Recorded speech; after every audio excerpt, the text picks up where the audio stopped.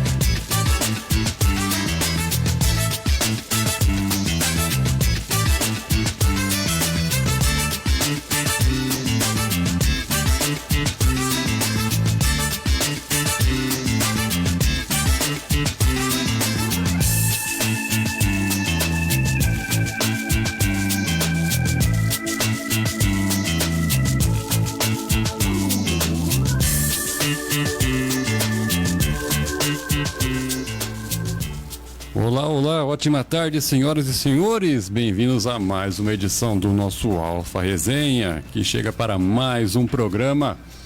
Hoje, segunda-feira, dia 15 de janeiro. Estamos de volta para a nossa segunda semana do ano, a primeira com a companhia dele, de volta agora após período de descanso, aquela chinelada a mais. Cacau Arbex, Cacau, boa tarde, seja bem-vindo. Boa tarde a todos, boa tarde Vinícius. Chinelada em termos, né? Vamos dar aquela descansada aí na praia e tal, mas vamos aí um feliz, sempre é tempo, né, de desejar um feliz 2024 para todo mundo aí que está nos acompanhando, que nos acompanhou ano passado, e vamos aí para mais um. Vocês começaram já, né? Deixo aqui também já de cara muito obrigado aí pro Yuri, que esteve aqui no substituindo na semana passada, né? Agradeço a ele por essa prerrogativa e vamos aí para esse 2024 de muito esporte, muito futebol aí, se Deus quiser, aí com muita notícia e muito entretenimento aí, né? Uma boa tarde aí para todos. Isso aí, seja bem-vindo, Cacau. E estamos lá naquele jeito já, hein? Programa de hoje cheio de assunto, falar de Copinha, que está avançando aí para a sua fase decisiva. As notícias, né, de Corinthians, São Paulo, Santos. Vamos falar também de futebol europeu, cornetadas do JJ e também tênis. Lembrando que vocês podem participar com a gente mandando a sua mensagem aqui na nossa live. Live já está recheada de gente hoje. Muito obrigado a todos que nos acompanham. Deixe aí o seu recado e participe do programa com a gente.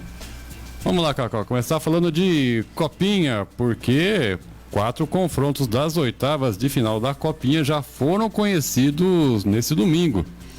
Dos 8 jogos do dia, o Corinthians, maior campeão do torneio com 10 títulos, goleou o Atlético Goianiense por 4-1. Já o São Paulo teve dificuldade, mas conseguiu vencer a Ferroviária por 2-1 em Araraquara. Grêmio, Atlético Paranaense, Novo Horizontino, CRB, América e Ituano também passaram de fase. E os cruzamentos já foram definidos e as datas também. Amanhã já, às 9 da noite, temos Atlético Paranaense e Grêmio, Novo Horizontino e São Paulo às 8 horas. Às 6h30 tem Corinthians contra CRB e às 9h40 Ituano e América Mineiro. Os outros 8 confrontos da terceira fase acontecem hoje. Lembrando que desde a segunda etapa a disputa é eliminatória em jogo único com pênaltis em caso de empate no tempo normal. E seguirão na busca do título 16 dos 128 times que iniciaram a competição. Jogos de hoje então da Copinha para definir os classificados às oitavas. Tá rolando nesse momento Coritiba e Juventus, Taubaté e Atlético Guaratinguetá. Às 2 da tarde tem Vitória e Ibrachina. Às 2h15, Botafogo de Ribeirão contra Esfera, time aqui de São Paulo. Às 6h30 da tarde, Aster, aqui de São Paulo também, contra Palmeiras. 7h15 tem Água Santa e Santos. 20h45 é a vez de Portuguesa e Cruzeiro. E às 9h30, o Flamengo enfrentando o São José. Lembrando que a final está marcada para o dia do aniversário da cidade de São Paulo, 25 de janeiro, e ainda sem um local anunciado pela Federação Paulista de Futebol, tendo em vista que o Pacaembu ainda não está em condições de receber esses jogos, Cacau. Sobre a final aí dependendo do time que chegar, os times que chegarem, né? Se for algum grande de São Paulo aí chegar, um Corinthians, São Paulo, Palmeiras, vai mandar o jogo no próprio estádio, né? Que é uma prática que está acontecendo, com exceção do ano passado que o Palmeiras venceu o América no Canindé, né? O final foi no Canindé o ano passado. Ano passado ou retrasado, agora não me recordo. Palmeiras e América, acho que foi ano passado. Ano passado, né? Foi no Canindé. Se chegarem duas equipes grandes, daí isso aí também viabiliza a final no estádio de algum desses times grandes. Mas fazendo um panorama aí da Copinha, né? Pelo que falou, mais uma vez o Palmeiras, que está tendo talvez o caminho mais tranquilo aí, tá ganhando pelo tri, né? Brigando pelo tri agora, brigando pelo tri campeonato. O Palmeiras, que era a chacota por não ter copinha, da não copinha, agora tá indo pelo tri seguido, né? Não sei se tem algum outro registro na história de alguma equipe tricampeã da copinha.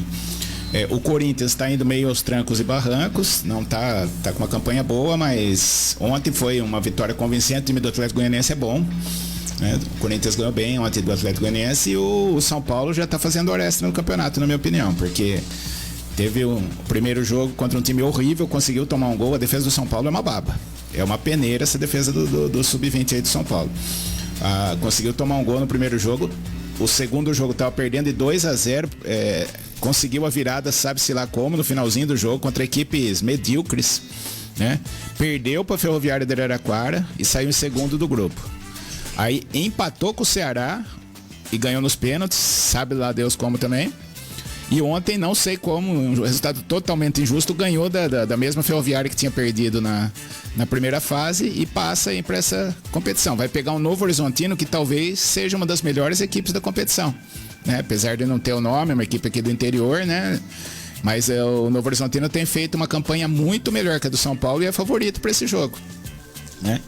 Então, o São Paulo que abre o olho aí, porque não tá, apesar de chegou aí nas oitavas aí, mas não tá legal não, né? E o outro lado da chave, que é os confrontos que já estão definidos, é um lado da chave. Um desses confrontos aí de hoje, né? Uma dessas equipes que vão jogar, amanhã, vai ser sai um finalista, né? Então, São Paulo e Corinthians, por exemplo, não pode ser a final, pode se encontrar numa eventual semifinal. E o Palmeiras e Flamengo, por exemplo, também não poderão se encontrar numa final, somente no máximo numa semi. Mas enfim, a Copinha vai se afunilando, né? Teve alguns jogos interessantes, muitas equipes grandes foram eliminadas aí por equipes totalmente desconhecidas, né? E aí o legal dessa Copinha aí você tá vendo o Ibrachina, Espera, Aster, nunca ouvi falar nesses. O Ibrachina eu já ouvi falar que era formador de jogador e tal, mas nunca teve nenhum destaque assim, né? Mas na Copinha é a hora deles aparecerem. É interessante enquanto não tem o futebol, né? O futebol profissional, a gente acompanhar a Copinha. Confesso que eu não sou um grande admirador da Copinha, mas é o que temos para hoje. Até em outras ocasiões, em outros anos, por muito tempo foi o que a gente tinha para acompanhar, né? Porque começo de ano, a Copinha começava logo no dia 2 de janeiro, então você tinha aquela ressaca de fim de ano, não tinha nada passando na TV, então você gastava o tempo assistindo Copinha. Agora, com todos os avanços aí, todos os campeonatos que a gente tem à disposição para acompanhar, seja aqui no Brasil, seja no exterior, aí a Copinha acaba ficando num segundo plano e está muito inchada também, né? 128 times, acho que pode ter baixado bastante o nível técnico. E isso acaba um pouco afastando o interesse de quem acompanha. Com certeza. E antes a Copinha, eu lembro da Copinha sendo disputada na cidade de São Paulo. No máximo tinha jogo em Santos. Jogos do Santos e Português Santista eram jogados no litoral, mas muito próximo, né? Tudo grande São Paulo, né? E agora se espalhou por todo o interior, todo lugar tem. Botucatu, inclusive, pleiteou ser sede não esse ano, né? Em alguns anos atrás aí, pleiteou ser sede de um dos grupos da Copinha. Só você fornecer a alimentação e hospedagem para as equipes e ter um estádio em condições, você pode ser sede da Copinha. E tem um time, né? Que no caso de Botucatu, eu que não pequeno poderia, detalhe, né? Esse pequeno detalhe. Mas enfim, como foi muito inchado, né? E o regulamento, na minha opinião, muito, entre aspas, burro, porque as equipes que se enfrentaram na primeira fase voltam a se enfrentar 2 fases depois, se os dois vencerem. Foi o caso de São Paulo e Ferroviária. Vamos supor que São Paulo e Ferroviária fossem as melhores equipes do campeonato. Eles nunca avançariam dos 32. Uhum. Então, muito errado, completamente errado. Quem fez o regulamento totalmente sem noção. Isso não. Eu dei o exemplo do São Paulo Ferroviário, que é o jogo que me veio à cabeça, que repetiu, mas teve alguns outros jogos que repetiram também. Então, totalmente sem nexo esse chaveamento, né? Pegaram 2 grupos, esses grupos se cruzavam entre si até sair os 16. Então, não achei legal. Mas enfim, vamos acompanhar aí e torcendo contra o Palmeiras, para o Palmeiras não conseguir o tri, já começar a encheção de saco logo no começo do ano. É complicado mesmo, hein? Bom, como eu disse, né? Temos mais partidas hoje e a partir de amanhã já começam as oitavas de final. Copinha se afunilando. E antes de passar para o próximo assunto, o pessoal contando aqui com seu retorno, Cacau. Vamos à nossa live aqui, quem está nos acompanhando. Vamos lá. No Alfa Resenha dessa segunda-feira. Vamos lá. Estamos aqui a Gislaine Oliveira, né, dando boa tarde aqui pra gente, uma ótima semana, obrigado aí pra Gislaine, né, lá em Vitoriana, né. Seja bem-vinda, Gislaine. Tá. Professora Deia Souza, né, que a gente já confessando aqui, a gente não conseguia assistir o Alfa Resenha ao vivo, a gente só acompanhava a reprise, né, a semana passada, mas agora estamos aqui firme e forte, né, dando boa tarde, olha nós aqui de novo 2024, sucesso, obrigado, professora. O Carlão, né? Boa tarde, boa semana para todos. Carlão lá em Anhembi. Depois tem uma notícia do Carlão aqui, você me lembra, hein? Opa, vamos falar do Carlão. Fica atento aí, Carlão. A Joelma, dando feliz ano para nós. Obrigado aí, igualmente aí para Joelma. Igualmente. O Danilo, né? Dando boa tarde pra gente aqui. Boa tarde aí pro Danilo, Mateuzinho, turma lá aí a Carol, né? O pessoal lá do Danilo, né? Daqui a pouco começa o ano. Mateuzinho meteu um golaço ontem lá, tirou a camisa da gaveta, ano, né? hein? Isso.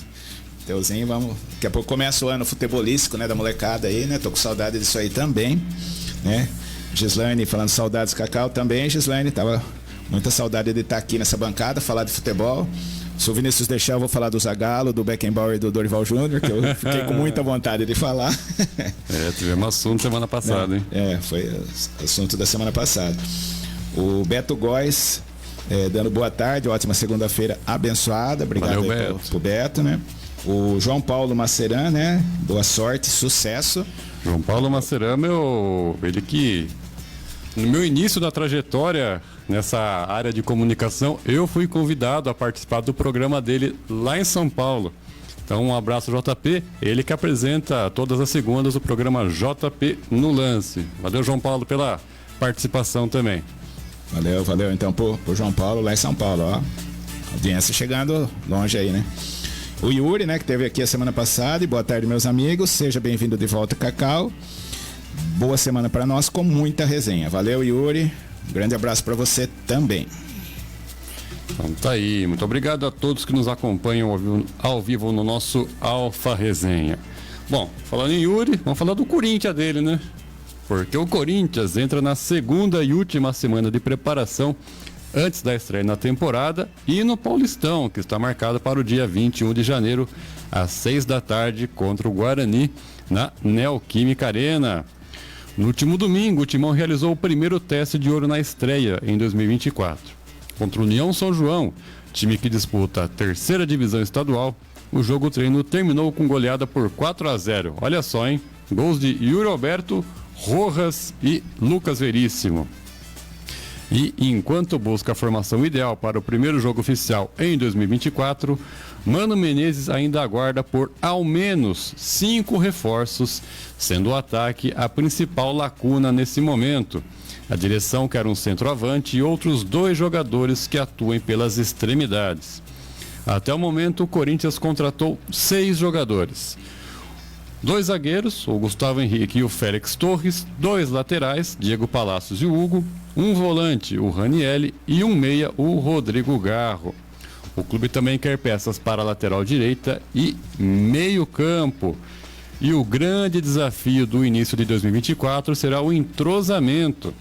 Levando em consideração o time que entrou em campo diante do Coritiba no dia 6 de dezembro pela última rodada do Brasileiro, apenas o Fagner, Caetano, Romero, Matheus Araújo e Yuri Alberto devem ser titulares no primeiro jogo de 2024. Dos reforços contratados, o Félix Torres foi anunciado e treinou no domingo. O Gustavo Henrique deve começar a treinar ao longo desta semana. A dupla, no entanto, vinha participando normalmente das atividades em seus clubes. E além do estadual, o calendário do Timão na temporada inclui Copa do Brasil, Sul-Americana e Brasileirão. Todas as competições, segundo a própria diretoria, serão tratadas como prioridade e terão peso igual. Lembrando, Cacau, que o último título do clube foi o Paulistão de 2019.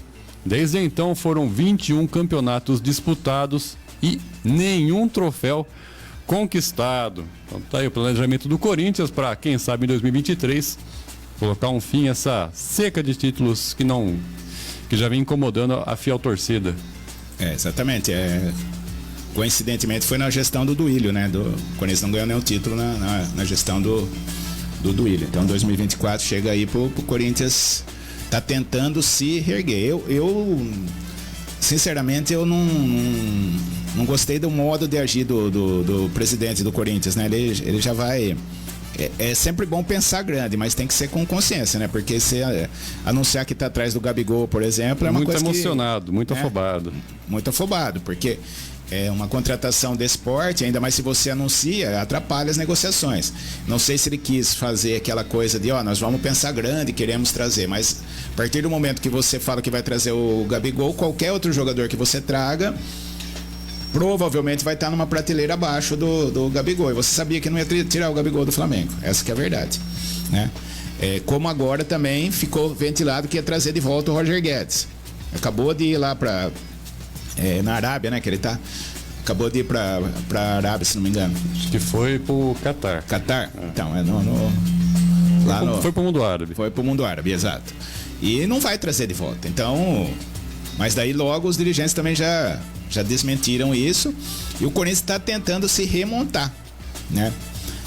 Mas eu acho que está caindo mais ou menos no mesmo erro das últimas temporadas, que traz um monte de jogador médio, né? Muito parecidos, quando não chega aquele cara, vai chegar para assumir a camisa, né? Então Então eu acho que falta aquele jogador pro Corinthians, né? Poderia ser o Yuri Alberto, aliás, marcou um golaço ontem no jogo treino aí, então ele mostra que é um bom jogador, só um jogador de categoria que faz um gol como que ele fez, mesmo sendo um jogo treino aí, como que não vale nada aí, daqui a pouco nós vamos comentar, viu, Yuri? Mas ele fez um golaço, né? Dá esperança aí pro Corinthians, ele não desaprendeu a jogar bola, ele é bom jogador. Ele teve uma fase muito ruim o ano passado, perdeu muitos gols. Assim como todo o time, né? Não foi uma fase do Yuri Alberto, foi uma fase do Corinthians. Inclusive, né? Quando o Roger Guedes estava sendo o grande jogador do Corinthians, ele saiu, né? O próprio Yuri Alberto falou, não, agora eu vou receber bola, agora vai ser a minha chance. Talvez tenha sido o erro dele, né? Porque daí ele recebeu as bolas, só que o Roger Guedes era fominha e punha a bola para dentro. O Yuri Alberto deixou a desejar nesse quesito o ano passado, inclusive virou motivo de chacota, moeda de troca, e é um jogador novo e que eu acho que tem poucos no futebol brasileiro com o potencial que tem o Yuri Alberto, o estilo de jogo dele. Eu gostaria de ver ele no São Paulo, sinceramente. Mas enfim, mais um ano que se inicia para o Corinthians, a torcida do Corinthians, que é gigantesca, tem expectativa de título, mas eu ainda não consegui ver o Corinthians contratando bem. Está contratando jogadores médios, jogadores do nível mais ou menos igual do que os que tem lá. Não chega cara para assumir a camisa. Isso aí, eu não sei se é tão interessante. A parte talvez mais interessante seja que está rejuvenescendo o elenco, né? Saíram alguns jogadores, os medalhões, né? Gil, Juliano, Renato Augusto, né? Fábio Santos. Então tá rejuvenescendo o elenco. Talvez isso possa dar um gás maior para a equipe do Corinthians nesse ano de 2024. Muito bem, então tá aí. O Corinthians trouxe alguns nomes que eu confesso, a maioria ali eu não conheço. Eles foram explorar mercados alternativos, né? Foram pegar o jogador do Santos Laguna, esse Félix Torres também. Não lembro dele. Teve um jogador que disputou a Copa do Mundo, inclusive, por seleção, acho que do Equador também. Não sei se é ele, acho que não. Então, tá aí o Corinthians se mexendo no campeonato. Mas, de fato, o Augusto Melo tem que medir um pouco as palavras para não falar além daquilo que, de fato, o Corinthians pode ir atrás, né? Porque no comecinho de gestão lá, já prometer trazer Gabigol, já deu uma queimada na largada. Sim. Já com a torcida. Eu achei o presidente do Corinthians com o perfil meio do Edinaldo, do presidente ele tá é um cara. Ele não tem cara de presidente do Corinthians, né, na minha visão. Não tem como o Edinaldo não tem cara de presidente da CBF. E daí ele pensa. Quer pensar grande, mas numa forma talvez. Uma forma talvez que não é a mais correta, porque cria expectativa, né? O CBF achou que o técnico ia ser o Ancelotti, com todo respeito ao Dorival Júnior. Então tem que medir um pouquinho, anunciar a hora que tiver certo, coisas desse tipo. Eu acho que é a experiência que pode levar isso pro presidente do Corinthians. Mas me parece que ele é muito bem intencionado. Muito bem, seguindo aqui com o nosso Alfa Resenha, vamos falar agora do São Paulo, que se falou daí de Dorival, né? Dorival foi embora do Tricolor, tivemos a chegada do Carpini, só que o Muricy Ramalho ontem abriu o jogo sobre como foram as negociações em busca do novo técnico e saiu metendo bronca em algum dos possíveis candidatos. Coordenador técnico do São Paulo, o ex-treinador Muricy Ramalho, expôs nesse domingo que a diretoria não conseguiu entrevistar o técnico argentino Luiz Ubeldia, que apareceu como uma das opções do clube antes do acerto com o Thiago Carpini, que foi anunciado na última quinta-feira.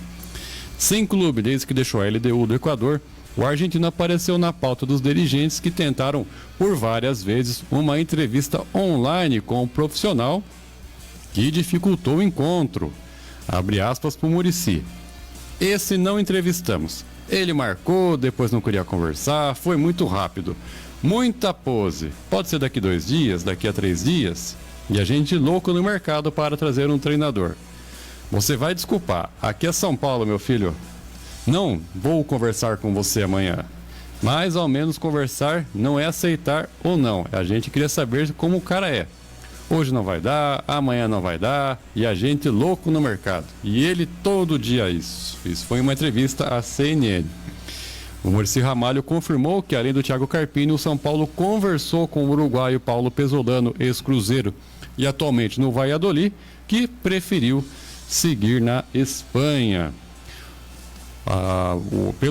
Pela LDU, o Luiz Abeldia conquistou a Sul-Americana no ano passado na final contra o Fortaleza. E antes da LDU, ele também treinou clubes como Lanús, onde também foi jogador, Barcelona do Equador, Racing da Argentina, Cerro Porteño do Paraguai e Alavés da Espanha. Então tá aí, de fato, o São Paulo confirmando que foi atrás do Zubeldia, mas o Zubeldia não deu muita trela pro São Paulo e o Muricy tratou de encerrar as conversas já, porque aqui é São Paulo, meu filho, ó. Se você for pensar os times que ele treinou aí dentro da América do Sul, o São Paulo é muito maior que todos eles, né? Qualquer time brasileiro de ponta, time grande brasileiro é maior do que todos esses times aí. Então, mas é uma característica também dos treinadores argentinos, essa pouca conversa com os dirigentes. Eles são muito autossuficientes, tem um pouco de até uma... Aqui a gente fala de máscara, né? Eles se julgam melhores, sou campeão da Sul-Americana, tudo, mas eu acho que perdeu uma ótima oportunidade, né? E o São Paulo precisava, né? O campeonato tá aí, tem a Libertadores, tem que começar o trabalho. Se o cara não se interessou nem em conversar, né? Imagine como que seria essa conversa, né? Em termos de valores, né? E um cara que se ele tá empregado, é uma coisa, né? Ele fala, não, eu não quero sair daqui, não vou conversar. Agora, o cara também tá no mercado e não quer conversar com um possível contratante. É meio estranho, no mínimo. Ou não queria vir pro Brasil, não quer trabalhar no Brasil, também é um direito, mas fala, né? Não quero, não me interessa e boa, mas não quis nem conversar, né? O Pesolano, eu acho que também dificilmente viria, porque, né, ele é do grupo do Ronaldo lá, ele saiu do Cruzeiro para ir de forma meio estranha lá, mas depois foi... Foi após a eliminação do Campeonato Mineiro. Então, saiu, mas já tinha meio Tava meio esquematizado, já que ele ia ficar até aquele momento. Só, exatamente. Né? Coincidiu de perder o Campeonato Mineiro e ele foi lá pro Valladolid. Dificilmente, você não vai ter um treinador que está na Europa, eu acho difícil vir pro Brasil, né? A não ser que esteja muito ruim, esteja achando que vai perder o emprego. E no fim, acabou ficando a opção ficou o Carpini, né? Virou um treinador emergente, né? Uma aposta do São Paulo. Eu acho que foi muito válido, eu acho que ele provou, pelo menos nos times menores, né? Não é qualquer um que leva um Água Santa à final do Campeonato Paulista, né? Com méritos, eliminando, né, os grandes, o próprio São Paulo. Faz uma campanha, o Juventude tinha 3 pontos em 15 disputados. Ele assume o Juventude na zona do rebaixamento da Série B e leva o Juventude ao vice-campeonato e a classificação para a Série A. Então, tem que ser prestado atenção no trabalho desse rapaz, do Carpini. Confesso que não conheço a fundo o trabalho dele, mas que entende de futebol, ele entende. Ninguém faz o que ele fez o ano passado por acaso, né? Ele tá correndo aí uma imagem, ele como jogador da Caldense, né? Ele jogando junto com o Wellington Rato, ele lançando o Wellington Rato, fazendo gol no Rafael, que era o goleiro do Cruzeiro na época, né? Uma imagem de alguns anos atrás aí, os três jogando, ele junto com o Rato, enfrentando o Rafael. Hoje os três estão em posições diferentes dentro do São Paulo. Mas boa sorte aí, eu tô confiante aí no trabalho do Carpini. O São Paulo foi pego de surpresa com essa saída do Dorival, né? Não se contava com isso, né? Mas eu entendo as circunstâncias, né? É difícil falar não para a seleção. Só conheço um que falou, que é o Muricy, né? Falou várias vezes não para a seleção porque não concorda com alguns esquemas. Mas vamos falar assim, é o ápice da carreira de qualquer treinador. Mesmo nas condições que estão, falar, mas a seleção tá uma bagunça, não sei o quê. Você não aceitaria um convite para a seleção brasileira? Tem que aceitar. Então, né, talvez seja oportunidade única. A cadeira tá vaga lá, você tá oferecendo para você o técnico, para ser o técnico da seleção brasileira, que talvez seja o grande sonho da maioria dos treinadores brasileiros. Então o Dorival fez muito certo, não tem o que discutir. E o São Paulo agora que seja feliz com o Carpini, tomara que dê certo, que daí vai ser um novo treinador aí dessa nova leva de jovens treinadores brasileiros. É isso aí. Antes de continuar falando do Carpini, Cacau, mais recados aqui na nossa live. Thiago Melo dando seu bom dia e pedindo um abraço pro Gabriel Alves, de Mangaratiba, e o deputado estadual Luiz Cláudio Ribeiro. Que isso, hein? Olá, hein? Ó, rapaz, perfilzinho Mangaratiba, verificado. Janeiro, né? Mangaratiba é. E o Yuri aqui dizendo, né, do xará dele. O Yuri Alberto fazendo gol é só em amistoso mesmo, e jogo sem importância. É rir pra não chorar. Torço para que um bom atacante faça as vezes no Timão em 2024. Senão teremos possível reprise do péssimo ano de 2023. E ainda falando do Augusto Melo, é o Edinaldo Júnior. Faz parte. E aqui eu só dar um registrinho aqui num comentário, né? A Andréia está assistindo aqui, a Andréia Duarte está assistindo, né? E o Beto Arbex, meu primo lá em Manduri, também está nos acompanhando. Muito bem, obrigado a todo mundo que está ligado no nosso Alfa Resenha. Falando de Carpini, Cacau, recém-chegado ao tricolor, o técnico terá, após 2 semanas de trabalho, a oportunidade de se tornar o mais jovem técnico campeão do São Paulo em 30 anos. Vamos ver se você vai concordar, né? A Supercopa, que será disputada em Belo Horizonte no dia 4 de fevereiro contra o Palmeiras, será a sua primeira chance de título. Nascido em 84, o treinador chegará à decisão com 39 anos, 6 meses e 20 dias de vida. Todos os últimos técnicos campeões pelo São Paulo nas últimas 3 décadas tinham mais de 40 anos. O último sub-40, você lembra quem foi, né? Sim, o Muricy Ramalho, Muricy. na conquista da Copa Conmebol de 94. Substituto de Tele Santana no torneio, o Muricy foi o comandante do Expressinho. Um time praticamente composto de jogadores sub-20 que mesclava ainda alguns reservas experientes. O elenco tricolor contava com nomes como Rogério Ceni, Juninho e Denilson, e foi campeão contra o Peñarol. Exatamente. O primeiro jogo 6-1 e o segundo perdeu de 3-0.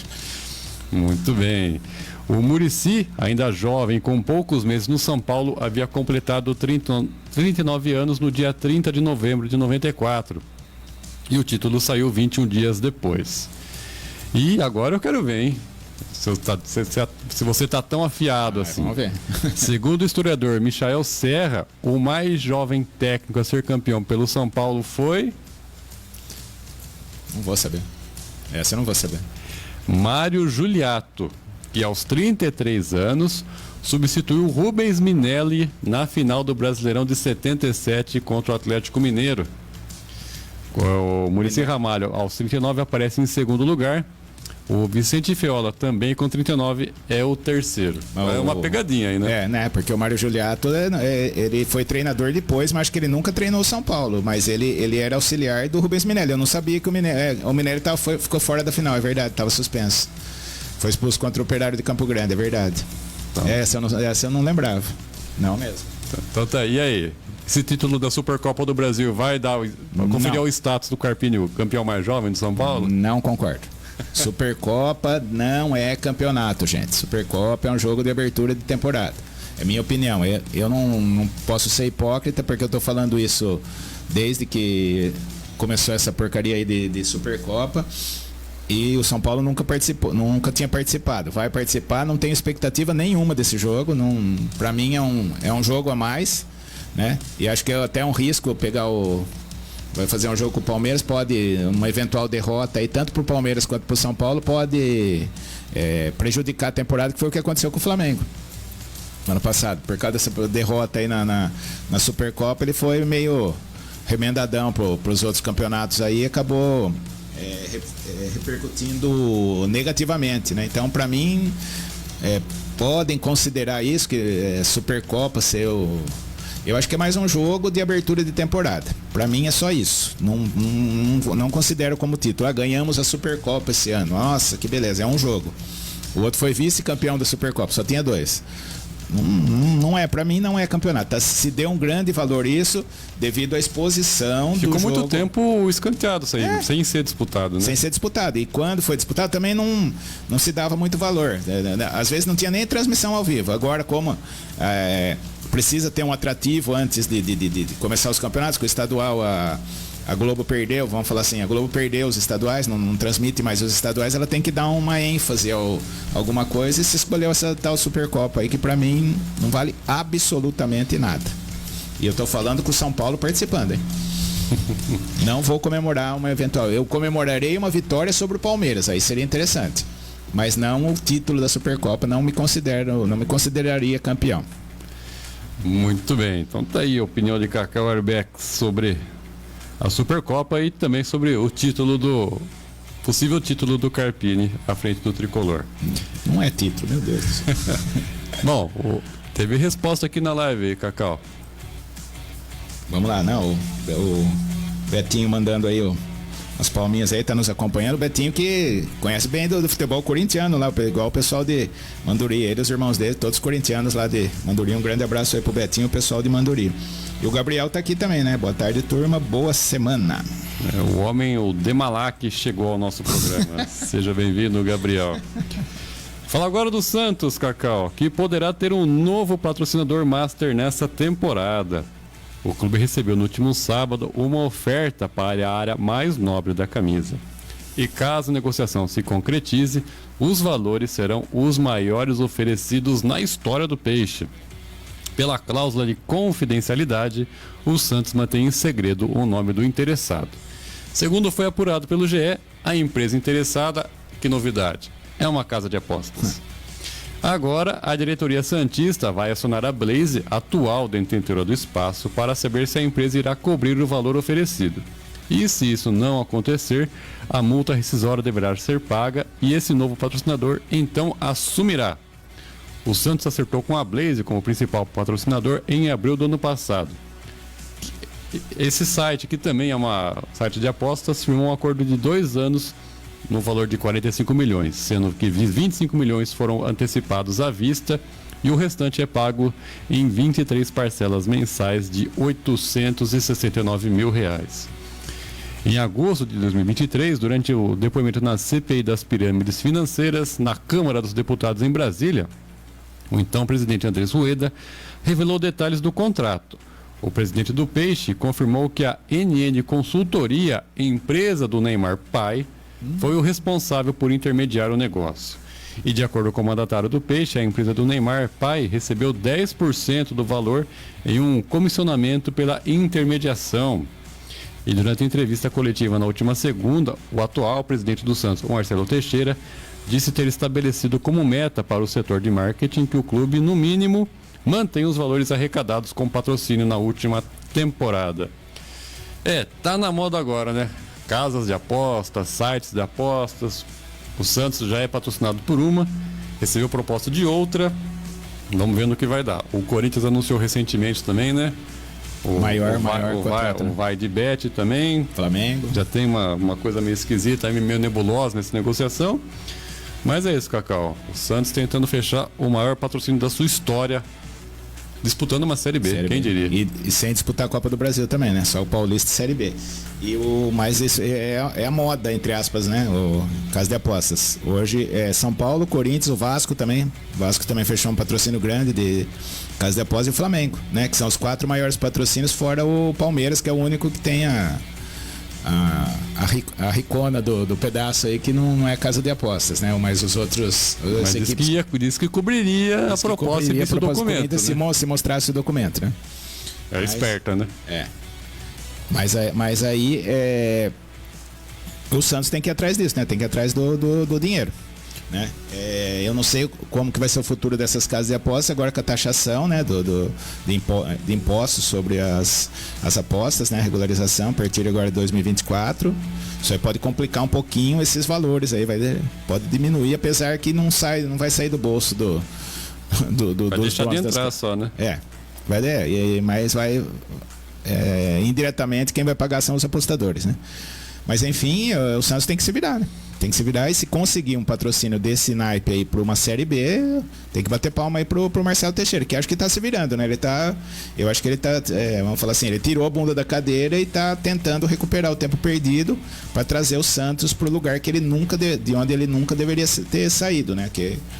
Mas agora ele, com esse aporte financeiro aí de 25 milhões, já dá para fazer bastante coisa aí, é um dinheiro bom aí vem bem a calhar aí para uma disputa aí de Campeonato Paulista e Série B, seria um valor bem significativo aí. E a gente, como não dá para torcer contra o Santos, né? Eu acho difícil torcer contra o Santos. Eu espero que dê tudo certo aí, o Santos consiga esse patrocínio aí, consiga fazer um bom Campeonato Paulista e uma boa Série B aí, e volte pro ano que vem para a Série A. Pegando rápido aqui, né? Agora tá na moda esses patrocínios de casa de apostas. Até pouco tempo atrás a Caixa também estava distribuindo patrocínio para tudo que é clube, né? Isso. Então, não sei o quanto rendeu, mas agora fica de olho, né? É muito, né? Muito estranho, né? Muito questionável a idoneidade desses sites aí, né? O que acontece, como acontece, né? Quem são os proprietários, da onde vem esse dinheiro. E ficar em cima para apurar certinho o que está acontecendo nesses clubes, né? Ah, com certeza. E vem de tempos em tempos. E é uma coisa assim um pouco... eu não sei se é ilegal, né? Mas eu acho imoral, né? Um site de apostas na camisa de um time, né? Sendo que o time vai ter um jogo que vai todos os jogos do time vão aparecer ali no site de apostas. Você pode começar a duvidar, você pode ter uma parceria lá, você pode começar a duvidar, um esquema, alguma coisa assim, né? É suscetível a isso. Não estou falando que acontece, a gente não tem prova, tudo, mas pode levar a isso. Mas eu acho muito estranho mesmo, né? Porque, como você citou aí, a Caixa, um pouquinho antes, era a Coca-Cola. A Coca-Cola patrocinava todos os times. Todos os times da antiga Copa União. Foi patrocínio da Coca-Cola. Inclusive, teve um problema lá no Sul que o Grêmio não permitia a cor vermelha na coisa, o patrocínio da Coca-Cola escrito em azul e preto, né? Então, mas vamos falar assim, é um pouco estranho, né? Eu acho um pouco estranho esses valores e de repente todas essas casas de aposta Inclusive, casa de aposta patrocinando, dando name rights a estádios do Brasil. Também. O Bahia trocou Itaipava, é uma casa de apostas agora que dá o nome à Fonte Nova. Pois é, então é um pouco, eu acho, como eu falei, não é ilegal, mas é uma coisa assim um pouco incoerente para mim, né? Mas hoje não, sempre as equipes pensam no dinheiro, né? O dinheiro que vai entrar, né?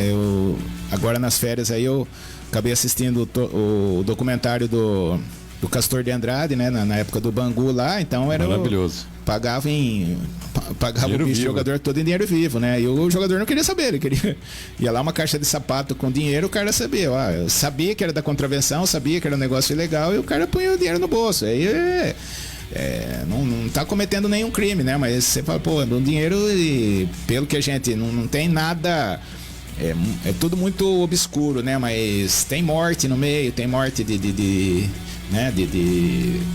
quem contrariava o esquema, né? E nessa época aí do documentário, só te interrompendo um pouco, vários clubes também eram comandados por gente que estava nesse mesmo esquema de jogo do bicho, né? De contravenção. O Emil Pinheiro no Botafogo, né? Que tirou o Botafogo da fila lá muitos anos, e vários outros aí.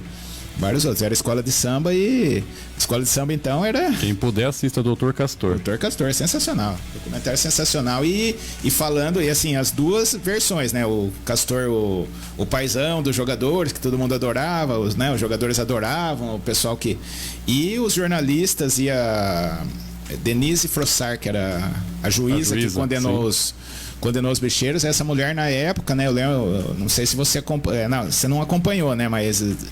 Não sei se você já tinha ouvido falar o nome dela ou só foi na série, mas essa mulher, ela fez história no Brasil por ser ela que combatia. Todo mundo tinha medo dos caras. Ela foi lá e punha a cara a tapa, ela andava com 500 segurança, ela não podia sair na rua, que ela conseguiu mandar prender todos os bicheiros de uma vez. Sensacional o documentário. E a mulher foi sinônimo de conduta correta na hora de um julgamento. Muito bem. Seguindo aqui, Cacau, com o nosso programa, mais participações. Juliano Mendonça chegando, dando seu boa tarde a todos. O Yuri falando das apostas, aí vai tudo de arrasta pra cima. O Juliano complementando que a negada tá apostando alto nos patrocínios. E o Yuri sugerindo abrir a Sporting Destaque Bet. Eu prefiro passar. Eu também. Muito bem, obrigado a todos que mandam suas mensagens aqui pra gente. Agora, Cacau, vamos falar dele, do menino Neymar. Bom, nas palavras do JJ, deu a entender que é isso, né? Instantes antes de retornar à Arábia Saudita após um breve período de férias em Portugal, o técnico Jorge Jesus, do Al Hilal, fez uma comparação de craques ao analisar o foco no futebol do Cristiano Ronaldo e do Neymar. Para o treinador português, em entrevista à imprensa local no aeroporto de Lisboa, Cristiano Ronaldo tem sua prioridade apenas voltada ao futebol, enquanto o Neymar coloca outros fatores da vida à frente. Abre aspas. O Ronaldo tem mais paixão pelo futebol e, portanto, conhece a prioridade. Ele, o Neymar, tem mais paixão por outras coisas. Põe essas outras coisas da vida privada dele à frente.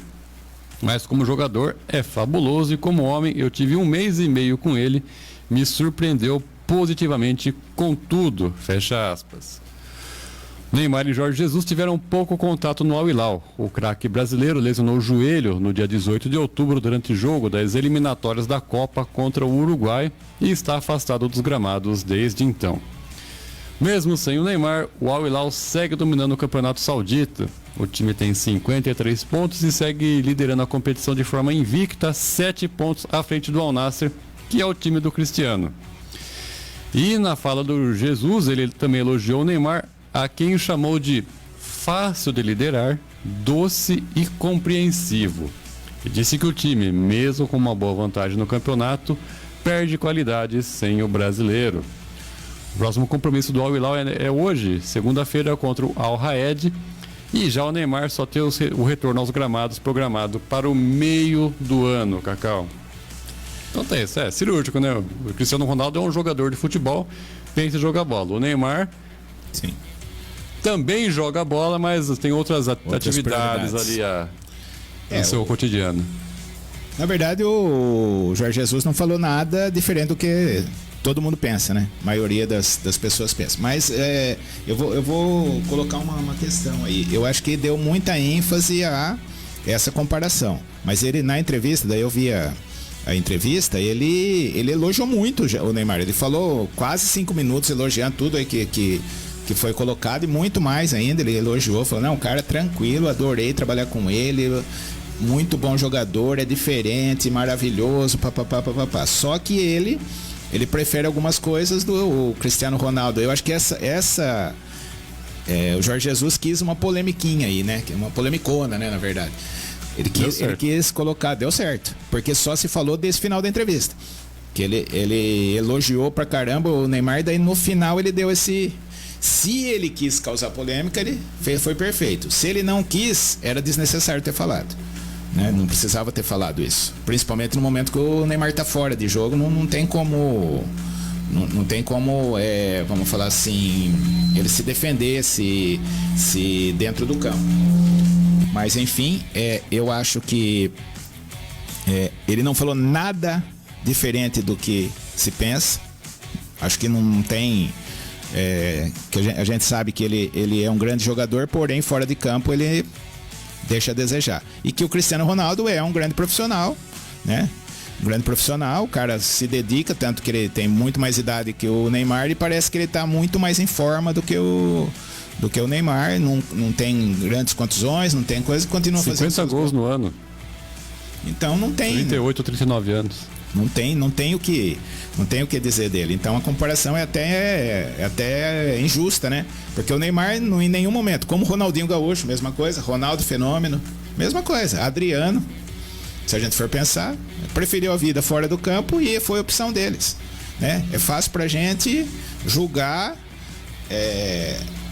as questões hoje. Se fosse eu, será que faria isso? Mas será que com as tentações desse mundo, de um jogador do nível dele, um cara que não está preparado psicologicamente para isso, será que ele teria condições de aguentar isso? Porque as coisas se repetem, né? O Neymar não é o primeiro a ter essa vida extra-campo. A carreira do Ronaldinho tinha que ser muito maior, a carreira do Ronaldo. E, infelizmente... É que ainda eles conseguiram, em tese, assim, enganar mais tempo jogando em grandes centros, né? Sim. O Ronaldinho teve o seu ápice lá no Barcelona, ainda foi pro Milan, jogou algum tempo num bom nível, veio pro Brasil, ganhou a Libertadores pelo Atlético Mineiro. Aí depois foi pro México, foi pro Fluminense, aí já foi tava fim de carreira. Exatamente. Então, mas esse é que o vamos falar assim, o Ronaldinho, a gente esperava que ele fosse muito mais. Né? Ele foi sensacional. Chegou a ganhar melhor do mundo, né? Melhor do mundo. 2 vezes. Só que não tinha comparação. Sim, não com tinha Messi, aquela concorrência Messi que tem hoje. Cristiano Ronaldo, né? Que são fora de série, né? Fora do nível. Mas enfim, eu acho que não falou nada mais que a realidade, na minha opinião. Muito bem. O Yuri comenta sobre essa polêmica do Neymar aí na nossa live, Cacau. Vamos lá. Neymar deixou a oportunidade passar, agora vai ser um jogador diferenciado só se der virada de chave na mentalidade. Como está pensando e agindo o extracampo dele, vai terminar de finalizar a carreira do menino. Não vai mudar. Ah, não. Não vai mudar, não mudou até agora já. E a opinião nossa dos jornalistas, ele não tá nem aí. Tá vivendo a vida dele, jogando a bola dele. Vai ter gente que, com tudo isso, ele é um dos jogadores mais bem pagos, se não for o mais bem pago do mundo. Por que vai mudar? Então é isso. Quando tiver gente pagando. É isso aí. Boa tarde também, seja bem-vindo, João Cecílio. Ele sempre muito falante, mandando seu oi. Valeu, João, um abraço pra você. Seguindo aqui, Cacau, agora falar de bola aqui. E que jogo, hein? A Supercopa da Espanha. A Supercopa é da Espanha, mas foram os brasileiros que tomaram conta dela. E um deles reinou. Com 3 gols de Vinícius Júnior, o Real Madrid goleou o Barcelona por 4-1 nesse domingo lá na Arábia Saudita e conquistou o título pela 13ª vez. O Rodrigo fez o outro gol do campeão. E o Lewandowski marcou o único do Barcelona, que agora deixou o Xavi mais pressionado. O Vitor Roque, jogador do Barcelona, sequer saiu do banco no Clássico. Bom, como eu disse, né, o Real Madrid levantou a 13ª Copa e se aproximou do Barcelona, que é o maior vencedor do torneio com 14 taças. A última conquista havia sido em 2022 e os dois times voltam a campo agora pela Copa do Rei quinta-feira. A equipe do Carlo Ancelotti faz o clássico com o Atlético de Madrid lá no Estádio Metropolitano e o Barcelona pega o Unionistas de Salamanca da 3ª divisão. Mas ontem lá na Arábia Saudita não deu nem puxeiro para o Barcelona. E Vinícius Júnior comeu a bola, marcou 3 gols em menos de... Não, em 30 e poucos minutos estava 3-0 já. Dois gols com 10 minutos. 2 gols com 10 minutos, daí o Barcelona descontou e daí fez o terceiro. Há muito tempo um jogador não fazia 2 gols em menos de 10 minutos no Clássico. E ele é o segundo brasileiro a fazer 3 gols no Clássico, né? O primeiro foi o Romário. Acabou então grande vitória aí é o terceiro brasileiro, né? O Vinícius Júnior é o primeiro brasileiro na história. Anotaram um hat-trick com a camisa do Real Madrid em cima do Barcelona. E ele é apenas o terceiro brasileiro a fazer 3 gols no Clássico. Antes dele, Romário e Evaristo de Macedo pelo Barcelona. Barcelona, sim. Do Romário passou.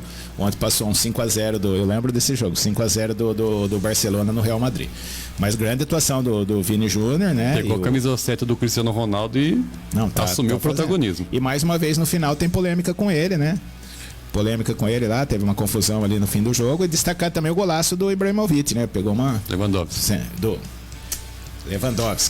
Pegou uma bomba de fora da área, deu uma sem pouso. É coisa de jogador de cara que sabe jogar, né? Mas enfim, goleada em cima, mas não vale como título pra mim. Ainda que essa Supercopa teve semifinal e final. Semifinal e final, mas pra mim não é título. Isso não... É que torneio tanto que a importância que ele é vendido, é um caça-níqueis, hein, vamos falar assim, que é jogado na Arábia, né? Um jogo do Supercopa da Espanha, jogado na Arábia. Então já se vê que tá vendendo o campeonato. A Itália tá fazendo a mesma coisa. Tá? Mesma coisa, não recrimino, mas eu tô falando, não vale como título, você não pode comemorar como um título, na minha opinião, né?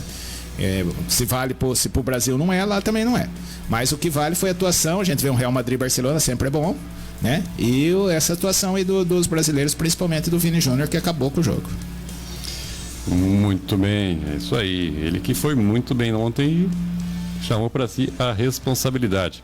Reta final do nosso Alfa Resenha aqui, Cacau. 2 notícias rápidas, hein?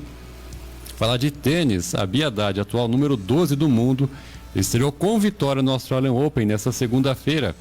Cabeça de chave número 10 do Grande Slam de Melbourne, a brasileira de 27 anos venceu por 2-1 a tcheca Linda Furvitova, número 84 do ranking e de apenas 18 anos, parciais de 6-2, 3-6 e 6-2 em pouco mais de 2 horas de jogo.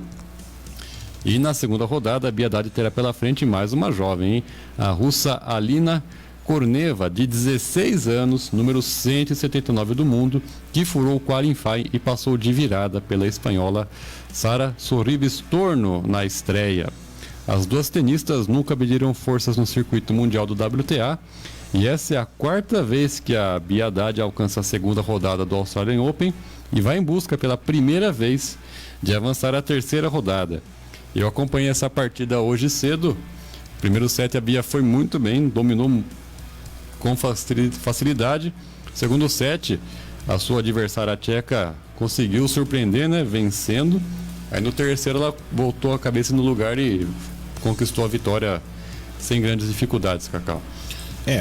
Sempre é bom estrear vencendo o Grand Slam, né? E o curioso da Bia nunca é fácil, né? Parece que nunca é fácil para o brasileiro no tênis, né? O jogo apertado, mas o que valeu foi a vitória, independente de ser de 2-0 ou 2-1. Vamos ver se ela consegue aí avançar mais um pouquinho aí nesse Grand Slam. É isso aí, já a gente se enquadra amanhã. E agora, como eu falei mais cedo no nosso programa, notícias aqui enviada pelo nosso companheiro e ouvinte Carlão Antunes. Ele nos informando que o AMB Futebol Clube está se preparando para jogar a Sanca Cup em São Carlos a partir do dia 22 de janeiro, competição que se estenderá até o próximo dia 28. Então tá aí o esporte da região sendo destacado. O AMB Futebol Clube, acho que fazendo a sua estreia em campeonatos aí, vai para São Carlos jogar a Sanca Cup, Cacau. Esse campeonato não sei se é o mesmo, né? É muito tradicional em São Carlos. Tinha um time em São Carlos que chamava Paulistinha de São Carlos, revelou grandes jogadores, né? Vinham atletas vinham equipes de outros países, inclusive, né? Já aqui da América do Sul. Não sei se é o mesmo nível ainda, né? Mas interessante essa participação do AMB. Boa sorte aí pro Carlão e pra molecada lá de AMB. E fica o convite para participar do nosso programa aqui, ou antes dessa disputa, ou após a disputa, para comentar. Nossas portas estão abertas, Carlão. Reta final aqui, Cacau. Só o Juliano dizendo que fácil no tênis é só você contra os irmãos Sleiman, Juliano Mendonça, né? De fato, o homem domina, Juliano. Mas não foi fácil também, não. E é isso, nosso Alfa Resenha volta amanhã a partir do meio-dia. Cacau, seja bem-vindo à nossa casa novamente. Valeu, Vinícius, muito legal estar aqui, a hora passa muito rápido aí. Obrigado a todo mundo que participou, participação maciça hoje. Voltamos amanhã, se Deus assim nos permitir. Muito obrigado aí a todos que participaram, até amanhã. Valeu. Isso aí, valeu, Cacau.